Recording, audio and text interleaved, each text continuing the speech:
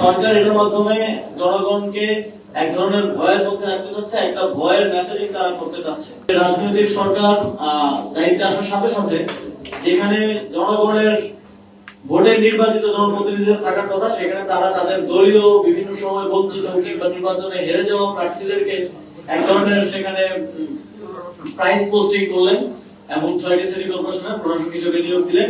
আমরা মনে করি এটা এই যে নতুন বাংলাদেশের কথা আমরা সবসময় বলি, তার সেখানে গণতন্ত্রের জন্য হুমকি স্বরূপ।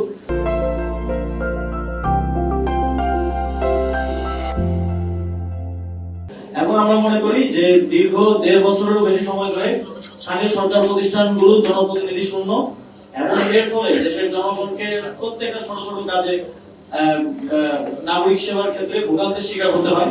সেই বিবেচনায় খুব দ্রুত সময়ের মধ্যে স্থানীয় সরকার নির্বাচন আয়োজন করা প্রয়োজন এবং এই বিষয়ে সরকারের পক্ষ থেকে কোনো স্পষ্ট বক্তব্য আমরা বিপজ্জনকভাবে পাইনি। আমরা আশা করি যে তারা খুব দ্রুত সময়ের মধ্যে টাইমলাইনটা আমাদেরকে দিবে, দেশের জনগণকে দিবে যে কোন কোন সময়ের মধ্যে, যেহেতু কয়েকটি ধাপে স্থানীয় সরকার নির্বাচন হয়, সিটি কর্পোরেশন, পৌরসভা, জেলা, উপজেলা, ইউনিয়ন পরিষদ, এই পুরো টাইমলাইনটা রূপরেখাটা আমরা দাবি করছি।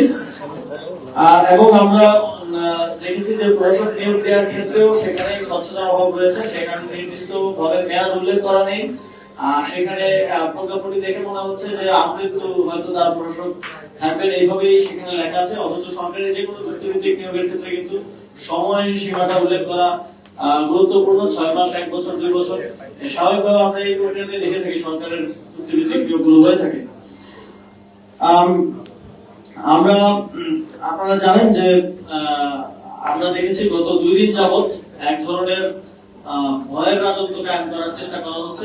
আমরা মনে করি যে যেই পুলিশের মাধ্যমে এই যে বিভিন্ন জায়গায় রেডের নামে সাধারণ জনগণকেও এবং সাংবাদিকদের উপর হামলা হয়েছে, আপনাদের কয়েকজন সহকর্মীর উপর হামলা হয়েছে বলে আমরা জেনেছি। আমরা এই ঘটনার তীব্র নিন্দা জানাই।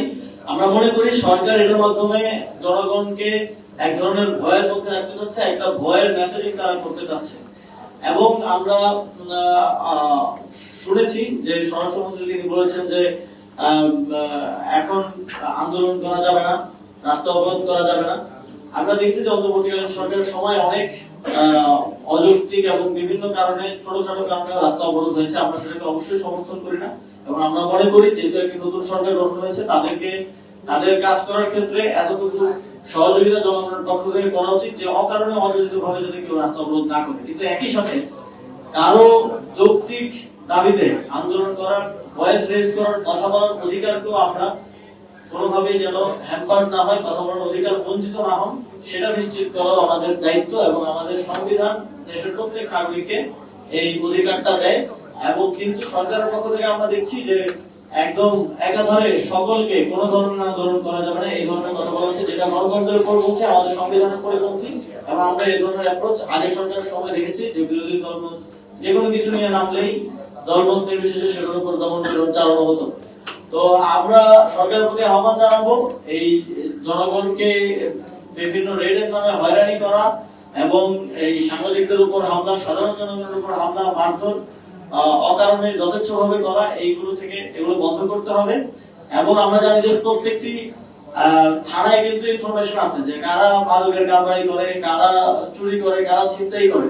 তো স্পেসিফিকলি সেটা নিয়ে কাজ করতে, সেটা মানে এক ধরনের আই ওয়াশ হচ্ছে আর কি, মূল জায়গায় কাজ না করে জনগণকে ভয় দেখানোর এক ধরনের চেষ্টা হচ্ছে বলে আমরা মনে করছি।